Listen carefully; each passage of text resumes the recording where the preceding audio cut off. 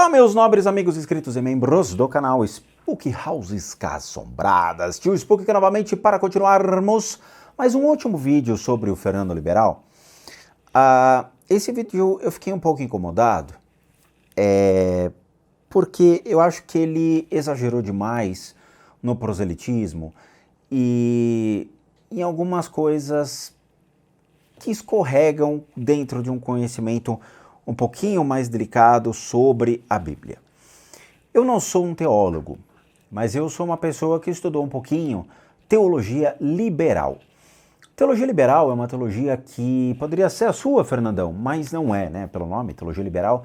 É uma teologia que foi aplicada há um tempo atrás aqui no Brasil, mas pela, obviamente, bancada evangélica e toda a pressão que exerceram por meio de uma teologia fundamentalista e seus representantes aqui, essa teologia acabou saindo e se limitou muito na Europa, onde nós temos muitos doutores e PhDs, mestres, que conhecem muito bem e dão aula disso. Gerd Tyson é um cara espetacular que escreveu mais de 20 livros sobre o tema.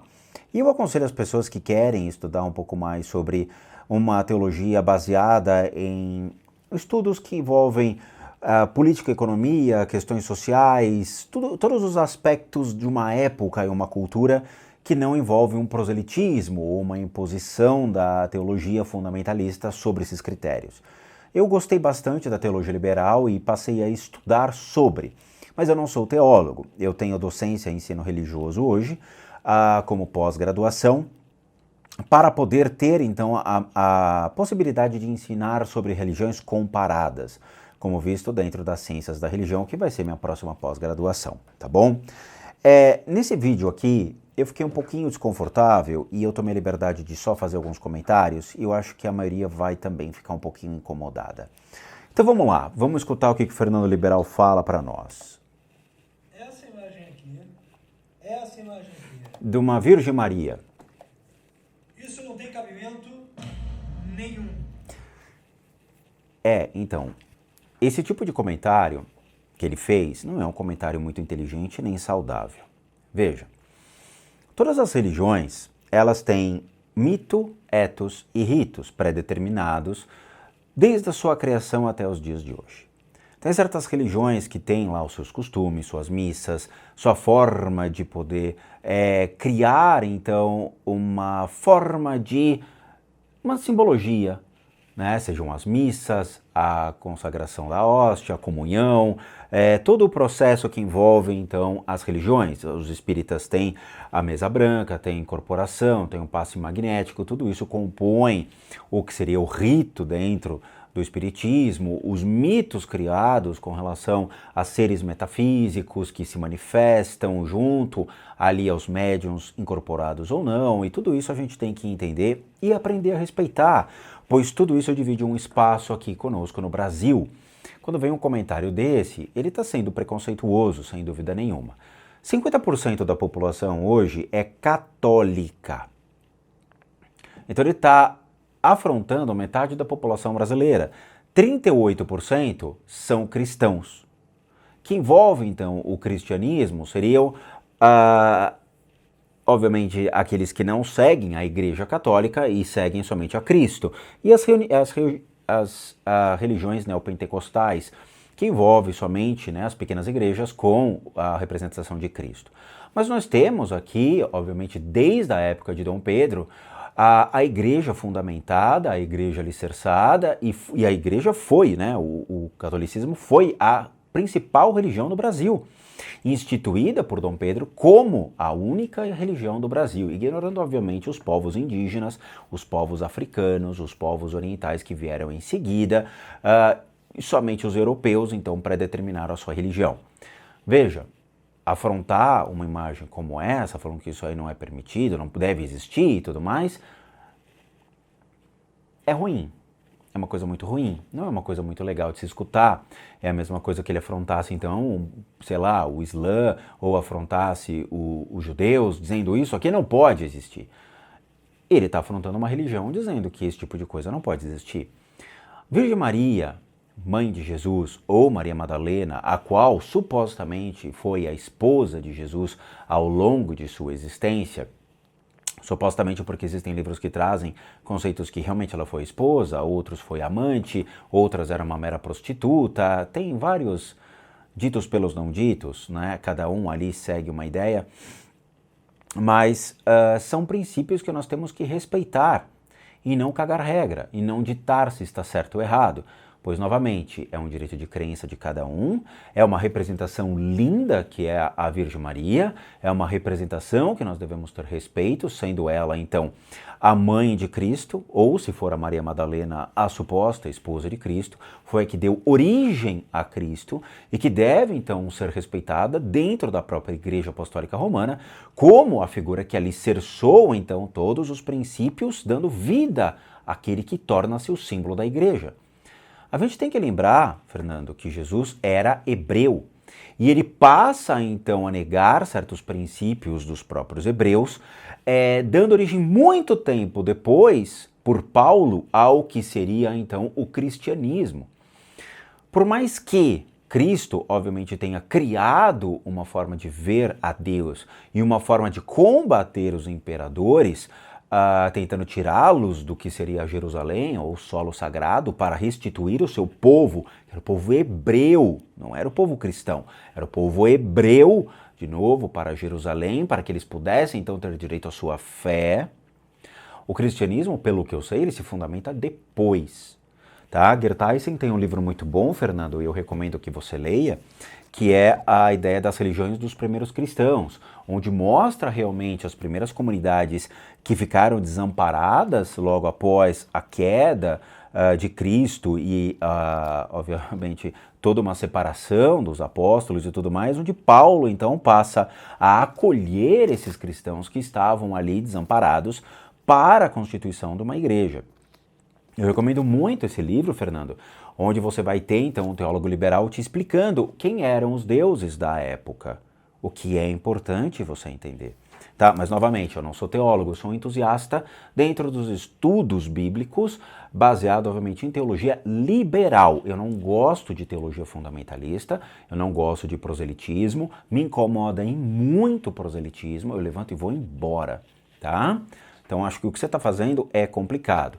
Eu, novamente, tenho pós-graduação em docência e ensino religioso e acho que esse tipo de approach, esse tipo de chamada não é legal, não somente porque nós temos 50% da população que são católicos, mas por uma questão de liberdade de crença e culto, onde as pessoas têm o direito de acreditar na Virgem Maria, o qual eu acho extremamente belo e saudável, tendo em vista a mulher como uma representação de uma mãe, a mulher como representação de algo como esposa e como criadora, progenitora, alguém que dá à luz a vida. Nós temos que ter respeito às mulheres e assim, usando uma imagem da Virgem Maria, você desrespeita não somente a igreja, mas a figura de uma mulher, a qual deve ser respeitada, admirada, idolatrada e deve ter uma participação junto à sociedade muito maior do que nós vemos hoje.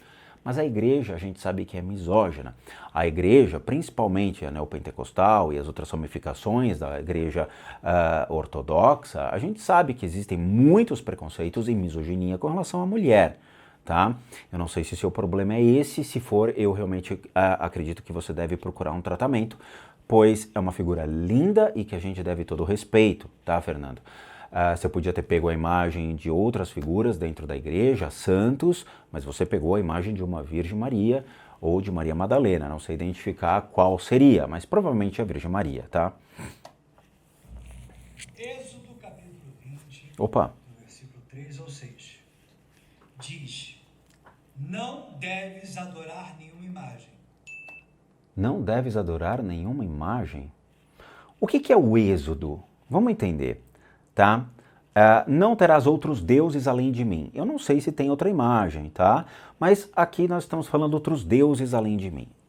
Êxodo é um livro do Velho Testamento.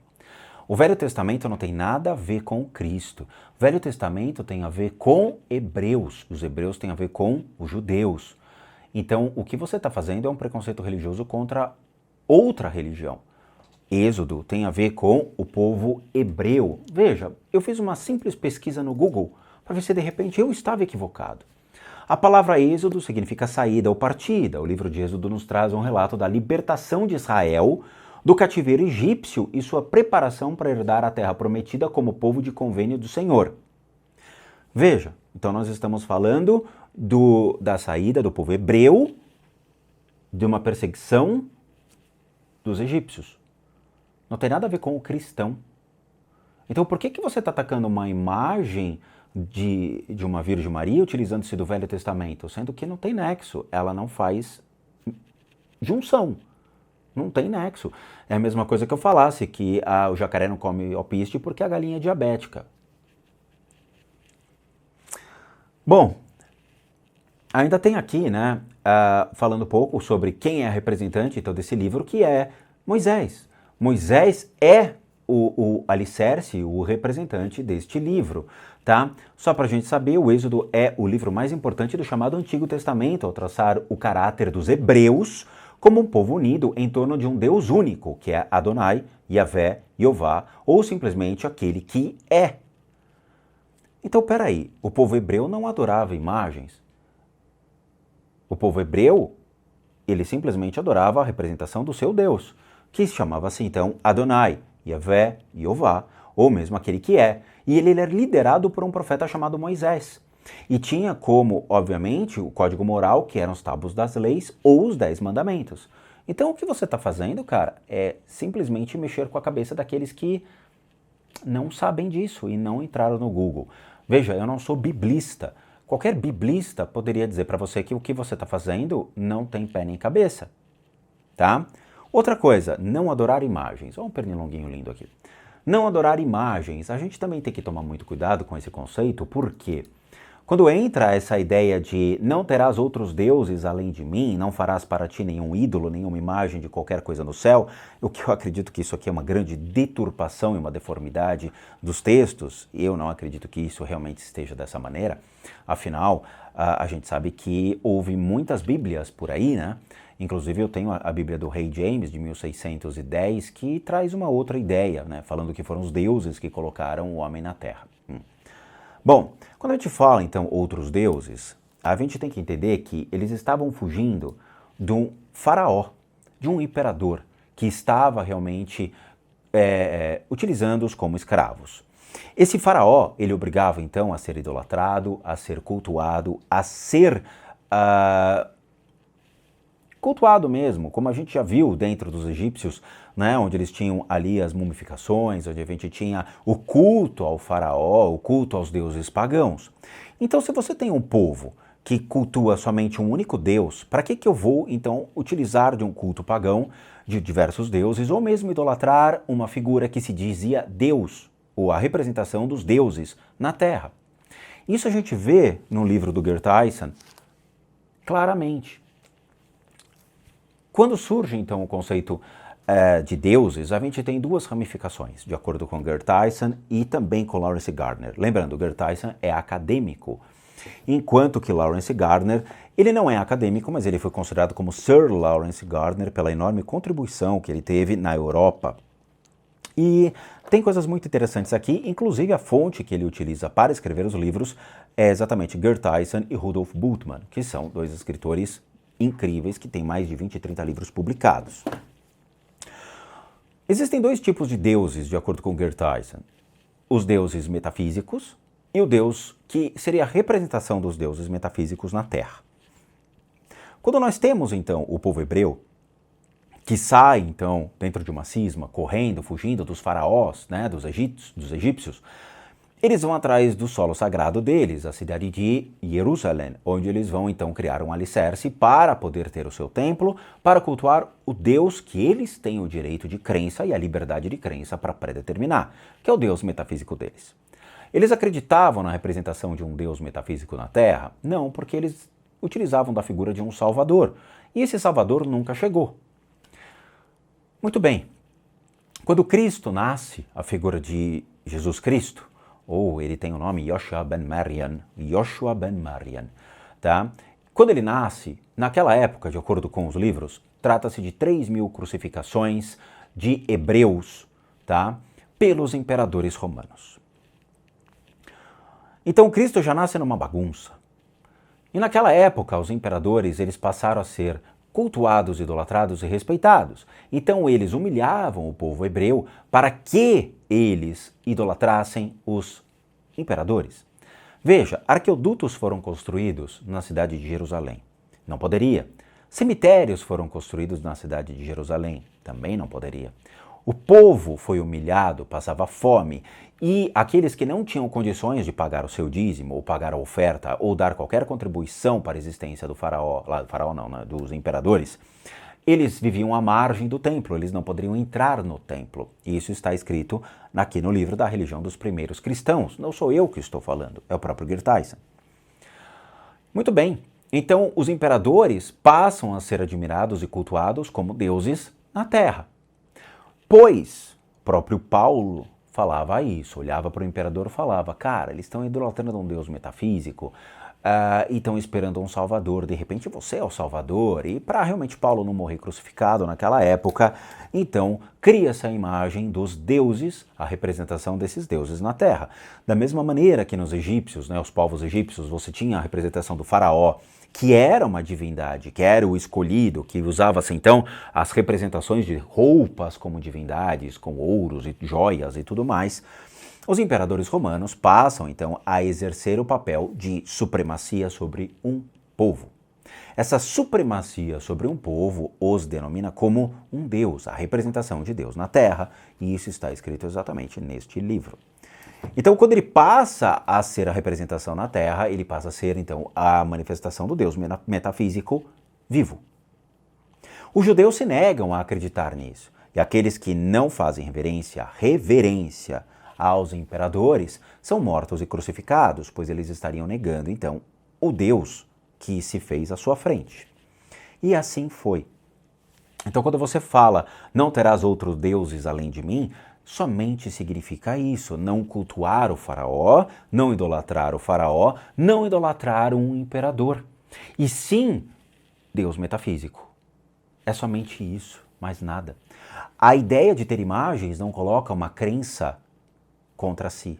A ideia de ter uma imagem de uma Virgem Maria não coloca nenhuma fé em risco. Ao contrário. Veja, Fernando, eu recomendo que você leia os livros, que você vá atrás de um biblista e que pergunte ao biblista o que realmente significa e que faça uma pesquisa junto com teólogos liberais, ok? O teólogo liberal, como Geertsen ou mesmo o Lawrence Gardner, que faz essas pesquisas, pode instruí-lo melhor sobre esse aspecto, tá? Novamente, eu não sou teólogo, eu sou somente um entusiasta dentro dos estudos que referem-se à teologia liberal, tá? E também não sou biblista, mas a gente consegue entender dentro desses livros o que significa esta frase. E olha, eu sou budista, sou praticante de um dos budismos mais antigos do mundo e eu entendi o que significa essa frase. É complicado, Fernando.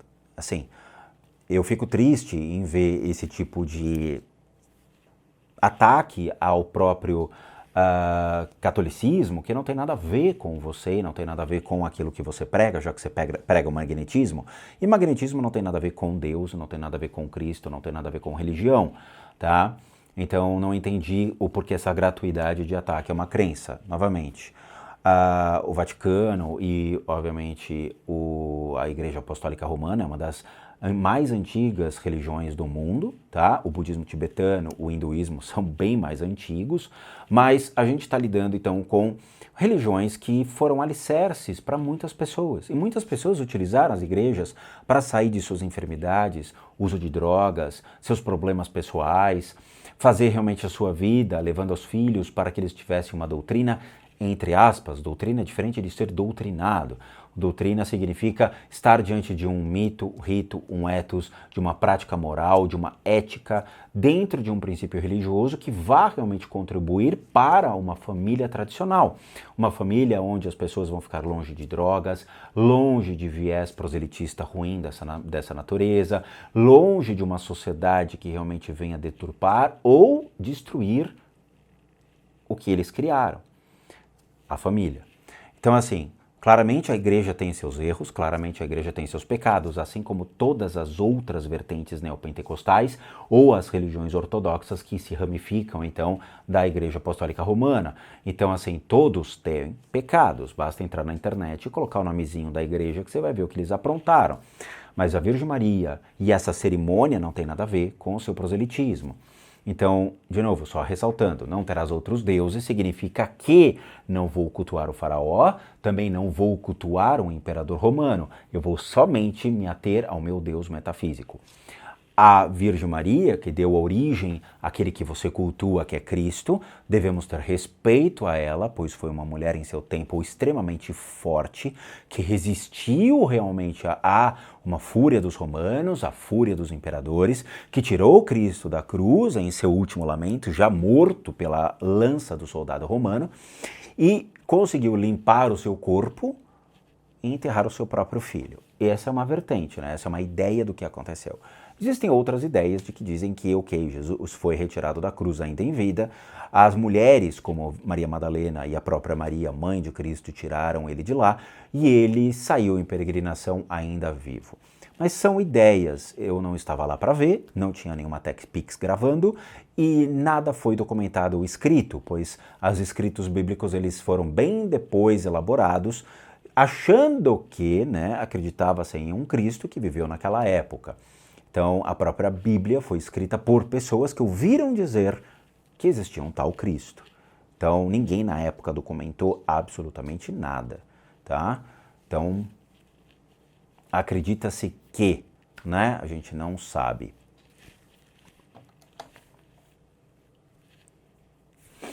Cadê você, Fernando? Não deves prestar culto a nenhuma imagem. Já foi explicado e não tem nada a ver de culto e sim respeito.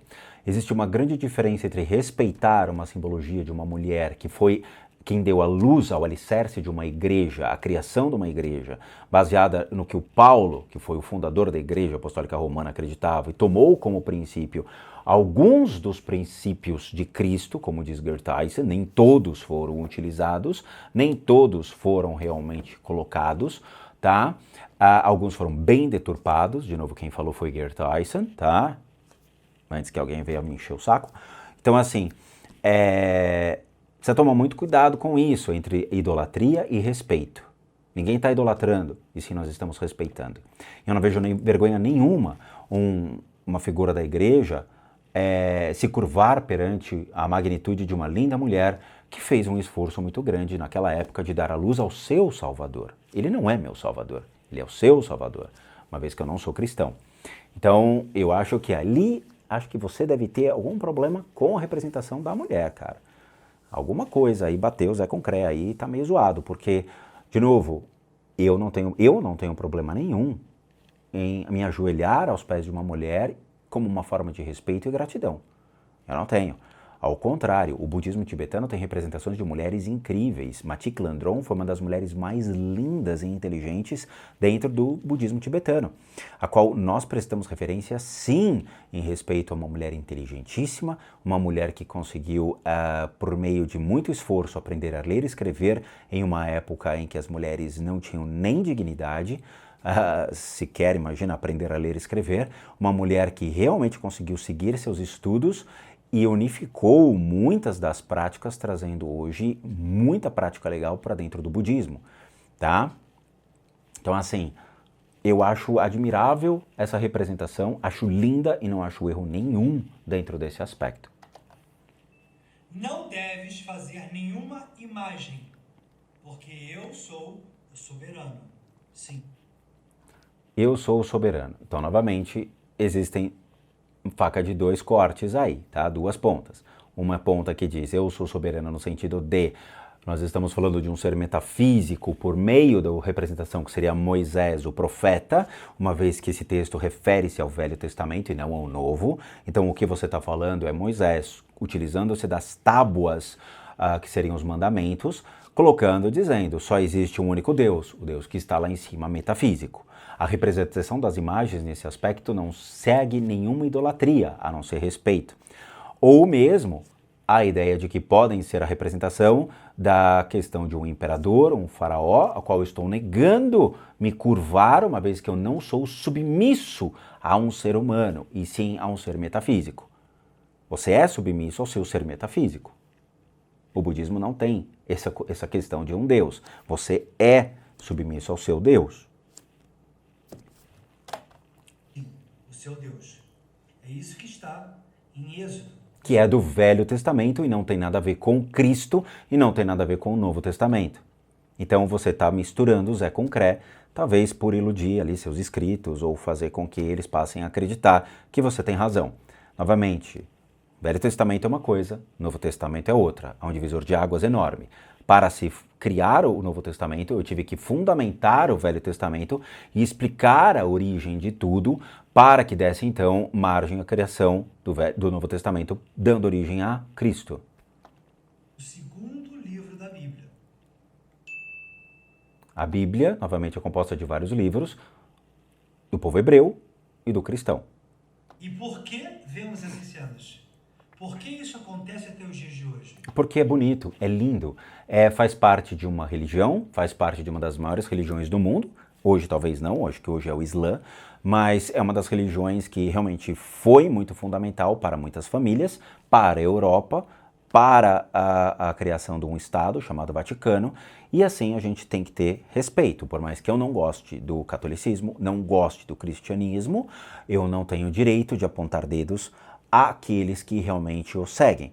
A gente tem que saber as falhas de ambas as religiões para poder entender o que está lá dentro, ok? Então tome muito cuidado. Essa é uma linha muito tênue. É o segundo mandamento de Deus. E por que Do Deus hebreu. que isso acontece? Do Deus do Velho Testamento, que é o Deus hebreu. Eu vou falar de novo aquela história que eu falei em outros livros. Imagem não é questão de adoração, uma imagem é questão de respeito. Veja, o budismo possui certas imagens. Eu tenho aqui as tankas tibetanas, que são maravilhosas, são tecidos pintados à mão, a qual eu realmente pago por eles vêm do Tibete para mim. Então eu tenho aqui o Buda da Medicina, que é a representação do próprio Sakyamuni Buda, o qual traz conhecimentos para a aplicação das técnicas budistas em nós. Vajrasattva, aqui existiu realmente o conceito dele criado por Samantabhadra e por Manjurishi, o qual traz princípios para entendermos a relação do karma e como podemos trabalhar o karma em nós mesmos, bem como a Mandala do Buda da Medicina e outras. Isso daqui não é uma adoração. Todos eles são representações mentais, de imagens mentais, o qual nós buscamos colocar a nossa mente em um porto seguro para acalmar nossas emoções, nosso pensamento e ali o nosso corpo, já que a imagem de Buda envolve o corpo de Buda, a fala de Buda e a mente de Buda. Isso não é idolatria ou parte de uma adoração. É simplesmente a questão de uma programação da própria mente, onde eu vou colocar minha mente em repouso. Vendo a imagem da Virgem Maria, vocês passam a idolatrá-la ou vocês passam a se acalmar, a ver uma imagem de uma mulher linda, compassiva, uma mulher que deu origem ao seu Salvador e que passa então um ar de calma, de tranquilidade, de amor, de afeto, de ternura. Não é uma questão de adoração, mas é uma questão de você se identificar com aquela imagem, você acalmar seus pensamentos, acalmar suas emoções, entrar em comunhão com a Igreja Apostólica Romana e você poder estar apto, então, a fazer suas acumulações dentro do Rosário, do Pai Nosso, da Virgem Maria, do Credo e de outras acumulações que vocês fazem. Eu acho absolutamente bonito e normal esse tipo de coisa. E aqueles que estudam religião, estudam ciências da religião, também olham para isso de uma maneira admirável, pois é algo que existe há muito tempo e que devemos ter respeito. Eu vou dizer de novo. Se segue a Bíblia, segue a Bíblia. Se não segue a Bíblia, tá tudo bem, não segue a Bíblia.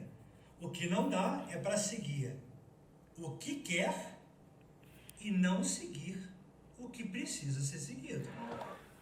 Então, novamente, se você for seguir a Bíblia ipsis literis, você vai ver que a Bíblia tem coisas meio complicadas.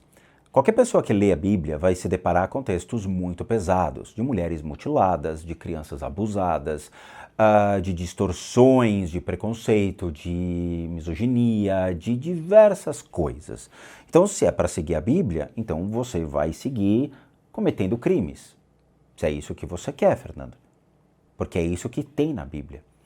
Veja, a Bíblia é um livro escrito há 2000 anos atrás. Ela surgiu no século entre 3 a 5 depois de Cristo, sendo compilado de pequenas passagens do que seria então pelo parte daqueles que viram Cristo. São histórias, são parábolas. Ela não pode ser trabalhada ipsis literis, ela tem que ser estudada. É por isso que existem biblistas que conseguem entender o que está escrito lá, ressignificam, trazendo para os dias de hoje, e trazem então à luz o que realmente a Bíblia nos diz. Existe uma faculdade de teologia que é necessário fazer para poder entender o que está lá. Entender o pastoril, entender o que realmente são as mensagens, as passagens e como passar isso aos fiéis de uma igreja. Se existe uma faculdade para poder estudar isso, não sou eu, nem você, que vamos ficar aqui discutindo o que está e o que não está lá.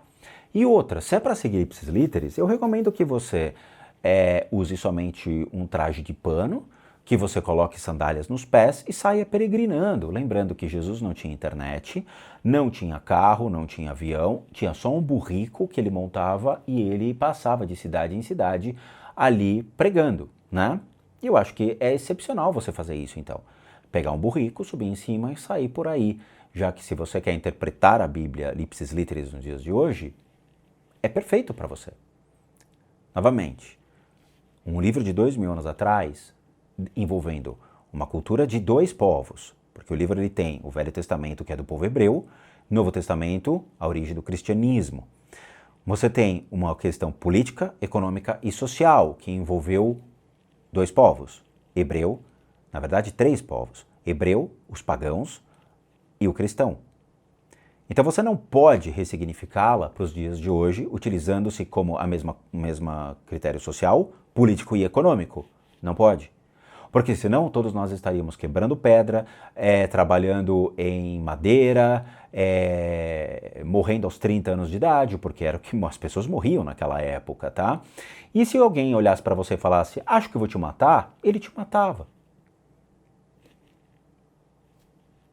Você não pode fazer isso, cara. Novamente, a Bíblia é um livro de estudo, para a gente entender o que foi o sofrimento de um povo hebreu e o que foi, então, a passagem para um povo cristão que se rebela contra os imperadores com a ideia de libertar, então, o povo de um processo de escravidão pelos soldados romanos, pelos imperadores romanos que matavam, por diversão, os próprios hebreus. É somente isso, cara. Entende? Então você não pode transformar a Bíblia numa arma. Não pode. E é o que você está fazendo. O mandamento ele é claro. Um dos mandamentos é não matar. Não matar todo mundo entende. Mas esse mandamento para não adorar também é um mandamento. Pena que as pessoas deturpam o que eu disse e deturpam o que os biblistas acabam falando sobre o que é.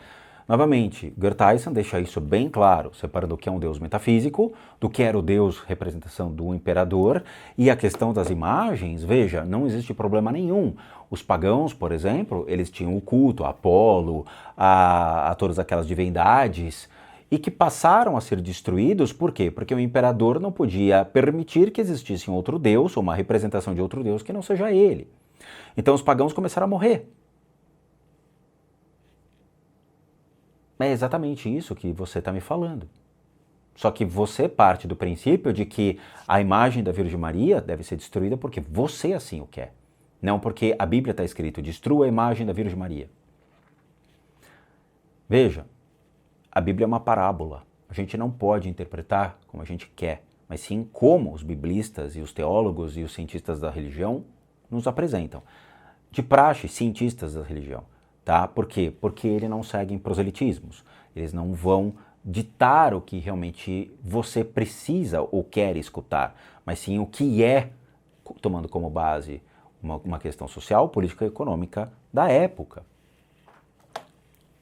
Aí você vai dizer assim, Fernando, mas ele não está adorando, ele está usando a imagem para se conectar com Deus. é adoração. Veja, você adora o seu Deus, é uma adoração. O seu Deus, cristão é diferente do Deus hebreu, que é diferente do Deus do Islã, que é diferente dos deuses pagãos, que é diferente do Deus da Suméria, da Babilônia, dos persas, dos assírios, que é diferente de Deus dos nórdicos, e você está usando o martelo de Thor. Cara, vamos lá, você está falando de Cristo e está tentando defender de que só pode existir Cristo e mais nenhuma outra figura, porque você, assim, tem o preconceito religioso, e você está usando o martelo de Thor, que faz parte de uma mitologia nórdica, e para eles Thor era um deus, era o deus do raio.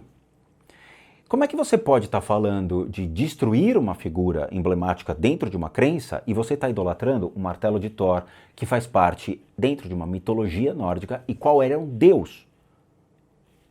Poseidon é o deus dos mares, Hades era o deus do inferno, assim como Thor, Odin, todos eles eram figuras importantíssimas. Novamente, como é que você pode estar cultuando uma figura nórdica com o seu martelo e tentando destruir uma figura da Igreja Católica? É meio bizarro, né? É a adoração, que é uma imagem. Você está adorando o seu martelo, que é uma imagem, representando o quê? Uma figura nórdica. A gente tem que se chegar a Deus não por meio de imagens. A gente precisa sentir Deus. O que esse homem aqui, esse aqui do cantinho aqui embaixo, de lilás, deveria estar fazendo é mostrando isso para as pessoas. Novamente, o que você está mostrando para as pessoas é uma cagação de regra muito feia, muito errada. A gente tem que aprender a respeitar as religiões e os meios como as pessoas chegam até o divino. Existem pessoas, por exemplo, na África, que utilizam dos orixás. Então elas estão erradas dentro da sua visão. Eles acreditam realmente em uma figura de Deus, mas para chegar até essa figura de Deus existe o culto dos orixás. Então eles também estão errados. Os egípcios também utilizavam de diversos semideuses, então eles também estão errados. Então para você, só existe você como certo, Fernando. Veja, você está desrespeitando uma das religiões que deu origem ao seu Cristo. É complicado, né? Mas aí a gente vai agora para o Novo Testamento, o livro de Marcos, para evitar aquelas falácias. Ah, mas é o Velho Testamento. Isso daí não é falácia. Querido, isso aqui não é falácia, isso é fato. O Êxodo é do Velho Testamento e faz parte dos Hebreus. Que falácia é essa? O único que está cometendo uma falácia é você. De novo, a Bíblia é composta de 2 livros que ramificam-se em outros, né? Nós temos o Velho Testamento e o Novo Testamento. O Velho Testamento é composto de várias partes e o Novo Testamento é de diversas outras partes. Basta jogar na internet e ver a elaboração de cada um deles. Então, assim, você está cometendo a falácia.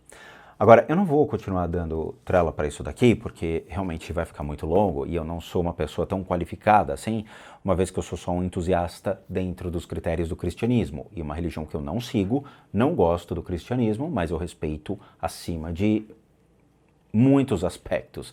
Novamente, eu sigo o budismo tibetano, o qual para mim é a melhor e mais nobre e mais legal religião que me fez muita diferença. E eu convido a todos a conhecer o budismo tibetano. Eu sei que vai fazer muita diferença, vai ter um choque muito grande, mas o budismo tibetano está mais preocupado com você, do que você realmente é, com os aspectos da sua existência, do que ficar brigando se existe um Deus ou não, o Deus do Velho Testamento versus Novo Testamento e todas essas coisas que o senhor Fernando aqui está falando. Curiosamente, só para lembrar, tá? Não adorar outros deuses. Veja, o rapaz aqui tem um cabelinho na estica, o rapaz aqui tem a barba bem feita, o rapaz usa uma calça colada mostrando suas saliências, não é mesmo? Exaltando então o seu corpo. O rapaz aqui, ele se coloca acima dos outros por meio das suas técnicas milaborantes de magnetismo. Jesus ia olhar para ele e falar: amigão, você se tornou aquilo que você mais detesta. Você se idolatra. Veja, eu acho muito legal porque dentro do budismo, quando a gente vê as crianças entrando no templo, todos têm um cabelinho careca, né? Todos são carecas. Todos vestidos com a mesma roupa. Porque não faz distinção entre um e o outro. O cabelo ele cresce quando a pessoa já entende que o cabelo é uma vaidade. Ele não vai se importar. Não me importa com o meu cabelo. Eu não me importo, tem dia que eu corto careca, tem dia que eu deixo crescer, a barba de vez em quando eu deixo crescer, só corto quando começa a pinicar meu nariz, não faço questão, uso roupas largas, não uso nada apertado, não gosto muito de roupa apertada, então eu gosto de calça larga, ando de pijama, não coleciono esses adornos. Não idolatrar falsos deuses. Ele é um falso Deus.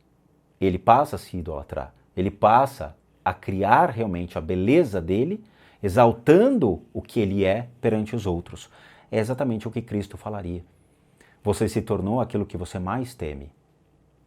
Você cultua a sua própria imagem, Fernando. Entende? Você não precisa usar uma calça que esmaga o saco, você não precisa usar uma calça tão apertada para ficar mostrando saliências do seu corpo, você não precisa usar um cabelinho na estica, uma barbinha bem feita, você não precisa ficar se mostrando ou se fazendo, criando performance ali, elaborantes de dedinhos que o cara estribucha e tudo mais e tal. A gente sabe o que realmente está por detrás disso. Eu sei o que está por detrás disso. Então, assim, você se tornou aquilo que você mais teme. Você se tornou o Deus da vaidade. É sempre assim. Freud tinha razão. A gente realmente persegue aquilo que nós somos, os nossos próprios demônios. Nós jogamos para os outros, projetamos nos outros aquilo que nós somos. O seu ódio pela Virgem Maria, o seu ódio pela idolatria, o seu ódio pela Igreja Católica deve ter alguma justificativa, né? Provavelmente o Freud iria sentar com você e falaria: me fale sobre relacionamento com a sua mãe. Tá? Então, assim, eu não gosto desse tipo de coisa, acho muito ruim quando a gente vê uma pessoa do mentalismo, magnetismo, sei lá, tentando utilizar-se dessas possibilidades de poder trazer alguma coisa legal para as pessoas, mas em seguida o cara se torna uma pessoa que começa a atacar as crenças. Eu vi isso acontecer na internet com um espírita que fez exatamente a mesma coisa e hoje esse espírita aí saiu do país perseguido pela polícia.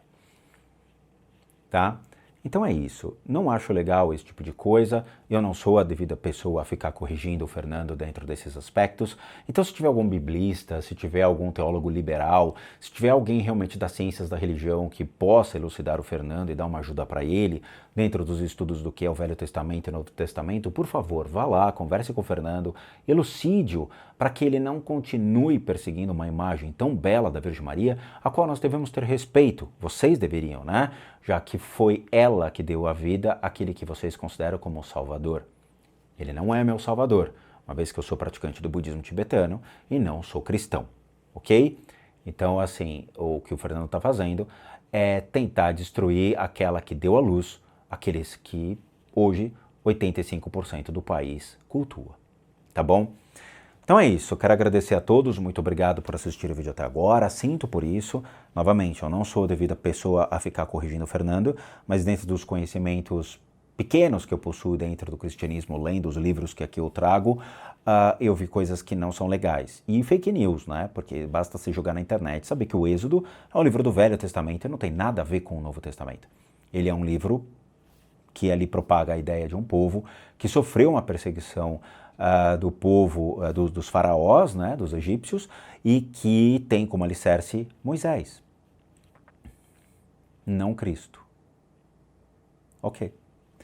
Bom, é isso. Quero agradecer a todos, muito obrigado por assistir o vídeo até agora. Como todo mundo sabe, eu, Rodrigo, sou um terapeuta, um psicoterapeuta alternativo, sou licenciado nacional e internacionalmente dentro, obviamente, de instituições que me deram a habilidade e capacidade para poder, por meio de técnicas complementares, complementar a medicina física, emocionalmente, mentalmente, e aí entra o critério das limpezas de casa e as análises de casas. E para aqueles que querem passar por isso, devem encaminhar um e-mail para limpesadecasas@gmail.com e lá vocês vão obter todas as devidas explicações sobre como tudo é feito, bem como os respectivos valores. Sim, eu cobro, por quê? Porque eu sou um profissional das práticas integrativas complementares.